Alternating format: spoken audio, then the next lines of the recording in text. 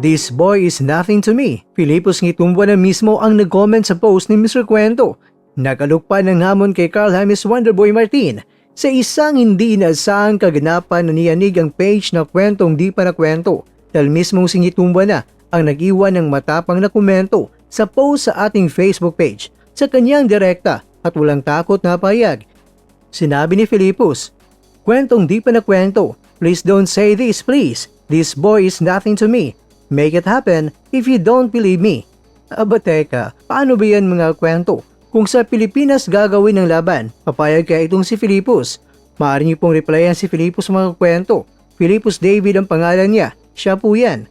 Well anyway, maaari itinanggi ni Filipos na banta sa kanya ang undefeated na si Martin. Sa katunayan, pinahamon pa niya si Mr. Kwento na gawing realidad ang laban upang mapatunayan niya na walang binatbat sa kanya ang pambato ng Pilipinas. Pero ang tanong, kakayanin ba ni Filipos ang bagsik ni Martin na sa ngayon pa lamang ay nambabastos na sa kanyang kakayahan? Huli kay baliktad, kakayanin kaya ni Martin itong si Filipos? Pero dahil sa magkasunod na update na ito, ang pagpapakita ng kondisyon ni Casimero at ang panlalait ni Ngitumbo kay Martin, naging maugong usapan sa bawat kanto ng boxing sa Pilipinas. Marami ang natuwa na makitang disiplinado na si Casimero sa kanyang timbang